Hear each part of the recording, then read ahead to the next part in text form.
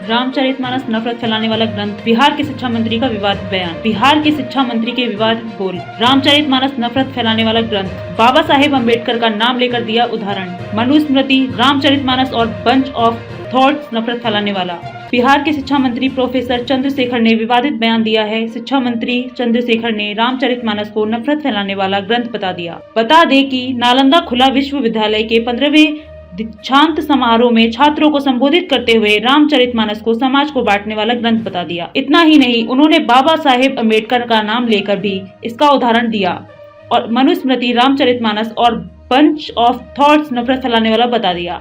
शिक्षा मंत्री की विवादित बोल, रामचरितमानस नफरत फैलाने वाला ग्रंथ, रामचरितमानस नफरत फैलाने वाला ग्रंथ, नीच जातियों को रामचरितमानस में बताया जहरीला, बाबा साहेब अम्बेडकर का नाम लेकर दिया उदाहरण। रामचरितमानस नफरत फैलाने वाला ग्रंथ मनुस्मृति को जलाने का काम क्यों किया?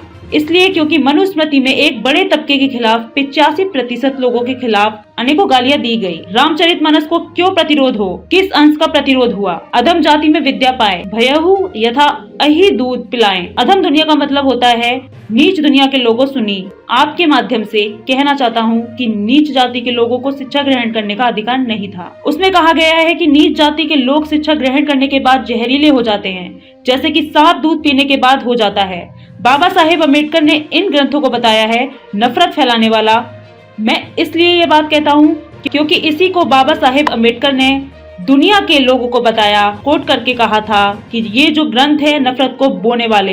एक युग में मनुस्मृति, दूसरे युग में रामचरितमानस और तीसरे युग में गुरु गोवलकर के बंच ऑफ थॉट्स, ये तीनों चीजें हमारे देश में नफरत फैलाने का काम करती है। ये इसलिए मैं कह रहा हूँ क्योंकि नफरत देश को महान नहीं बनाएगा। जब भी कभी महान बनाएगा, मोहब्बत ही बनाएगा। मनुस्मृति को जलाने का क्यों काम किए? इसलिए कि मनुस्मृति में एक बड़े तबका के खिलाफ, 85% लोगों के खिलाफ अनेकों गालियां दी गई। रामचरितमानस का क्यों प्रतिरोध हुआ? किस अंश का प्रतिरोध हुआ? अधम जात में विद्या पाए, भयहु जथा ही दूध पिलाए। यानी अधम मतलब होता है नीच। दुनिया के लोगों सुनो, आपके माध्यम से कहना चाहता हूँ, नीच जाति के लोगों को शिक्षा ग्रहण करने का अधिकार नहीं था।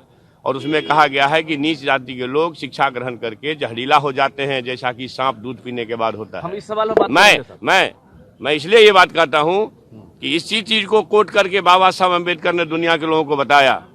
ये जो ग्रंथ हैं नफरत को बोने वाले, एक युग में मनुस्मृति, दूसरे युग में रामचरितमानस और तीसरे युग में गुरु गोवलकर का बंच ऑफ थॉट, ये दुनिया को नफरत, हमारे देश को, समाज को नफरत में बांटती है।